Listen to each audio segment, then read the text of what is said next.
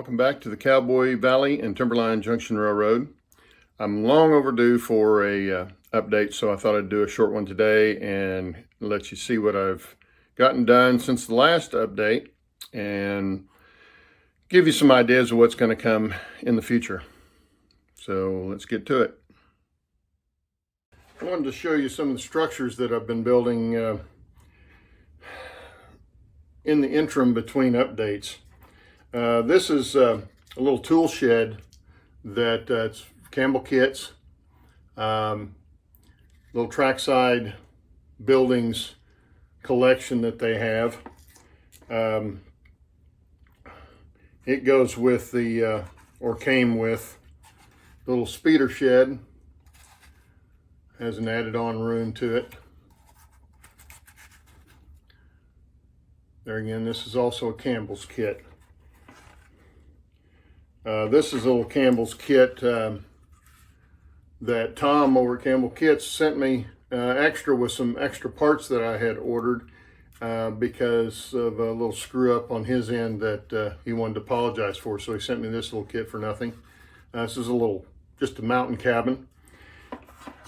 And this kit is a, I can't remember the name of the company that puts this one out. This is a hydrocal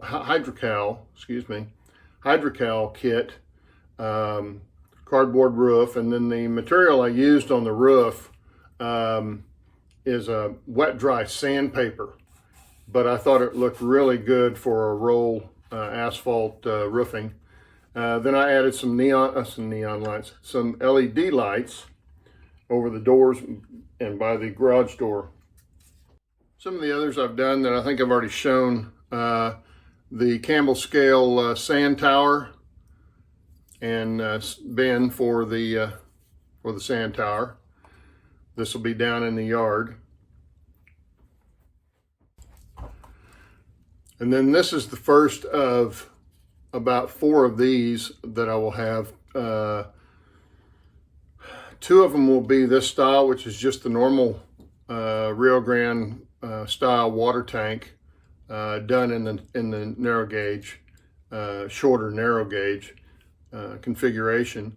Then I've got some what they call a northern water tank that had this all enclosed at the bottom to help keep it from freezing. These kits, this is also Campbell's kit, and they, like I say, I can't emphasize how much I like these kits. They really come out really nice. As you can see, I've added quite a few more aspen trees into the scene. Still have some more to go. Got some retaining walls in that I wanted to do. Put a little static grass in front of the, excuse me. Put a little static grass in front of the tunnel there and next to the lumber yard. I haven't finished the fences for the lumber yard yet, but you can see what they're going to look like. There's Jerry's truck getting ready to pick up some lumber, and picked up this little forklift. Do not remember what brand that is, but the lumber yard is a Sudum kit,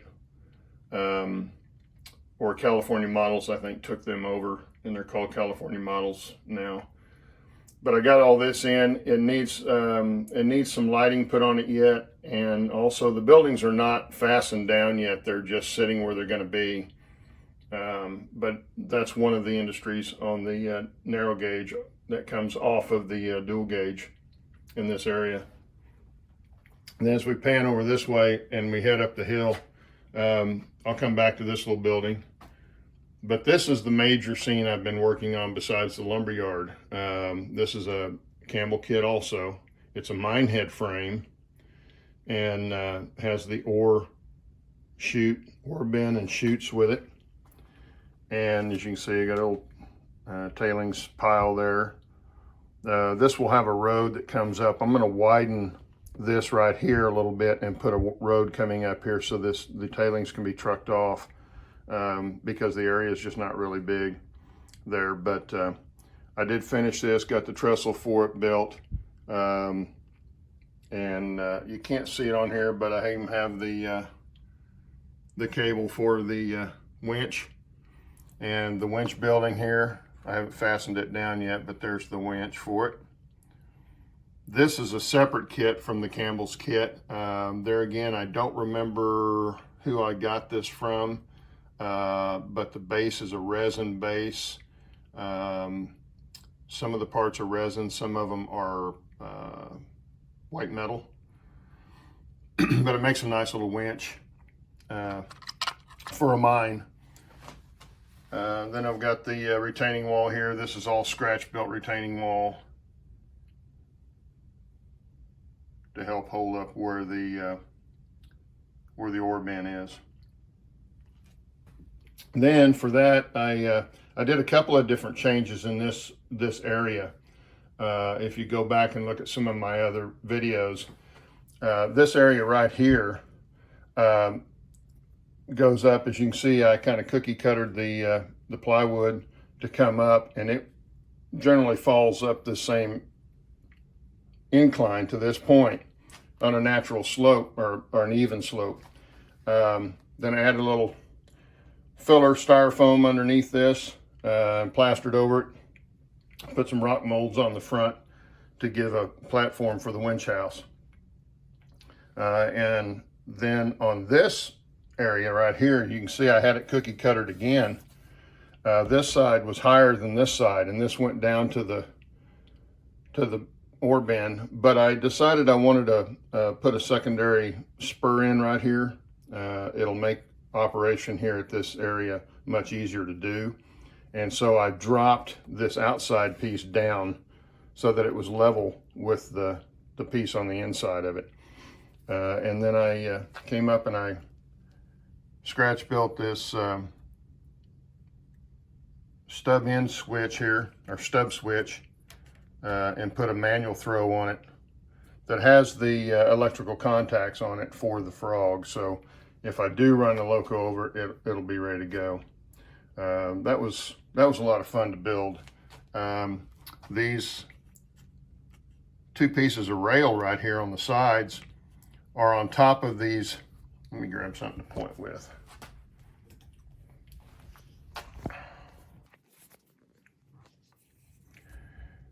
These two rails right here, this one and this one, are just holding down the throw bar. The throw bar is here. This is a PC tie and this is a PC tie that these rails ride on, because these rails have to slide back and forth as opposed to regular points on a regular turnout.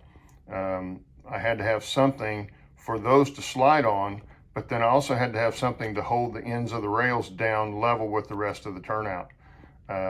So I came up with this.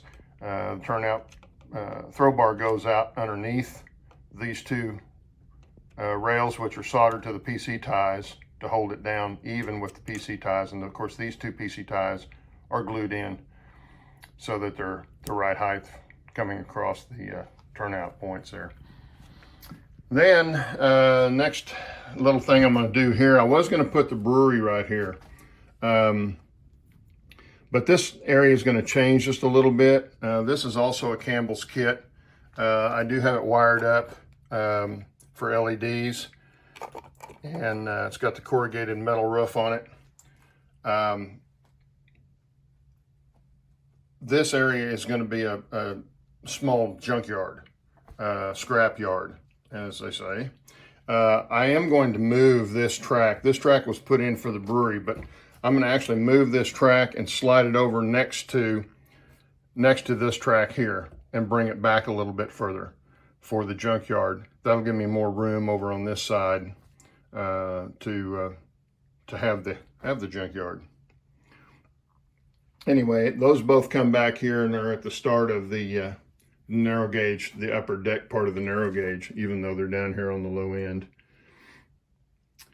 So that's pretty much what I've been working on. It's a lot of work for not a very long update. I did do some other stuff downstairs. In fact, I'll go down there and show you what I did down there that took up a lot of my time. All right, this is going to be my setup for test track, programming track, that sort of thing. I'll work on the locos, putting decoders in and that sort of thing too. Over on the bench right behind me here, it's kind of a mess right now because I had a lot of the model building stuff in the breakfast room, and working in there, trying to keep the grandkids away from the back windows so they wouldn't see the pool being put in. But anyway, most of these are HON3 rolling stock kits. There are a few of these boxes that have fully built HON3 rolling stock. You can see I've got some micro trains that I found on eBay. And then the rest of this, my galloping geese and some HO standard gauge Challenger that I'll probably end up selling. But I've got a couple of Westside Brass HON3 locos. I've got a real nice Bachmann Spectrum 260 up here that's really nice. I need to repair a wire on it, but other than that, it works really well and it's got really nice sound to it.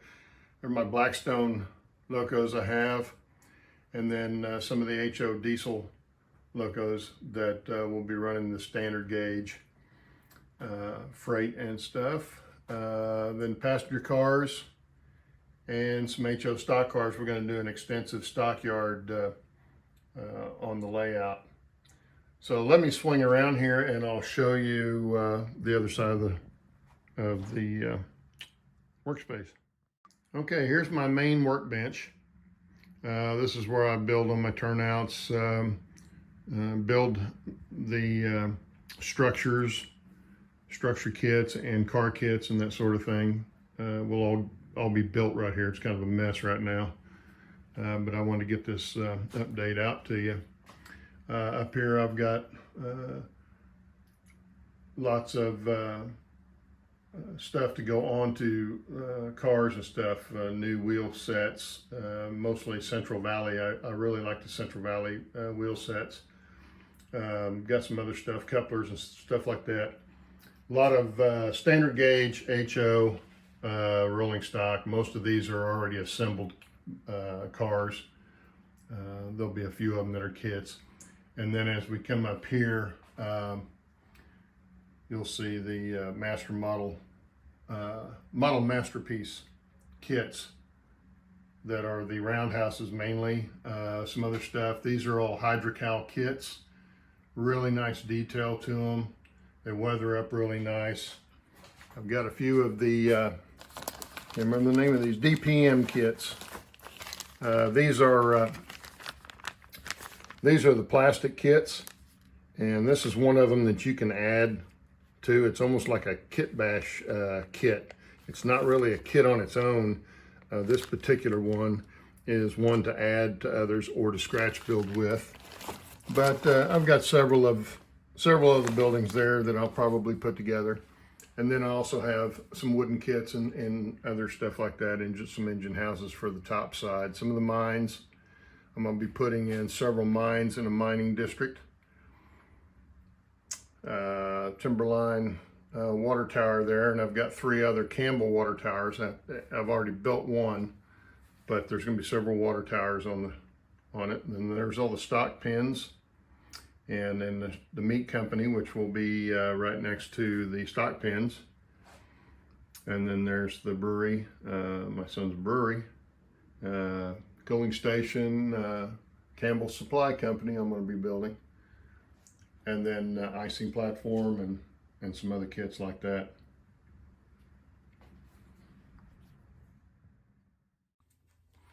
So that's about it for this update. There again, it's not a lot to show for all the work that it took to do it all.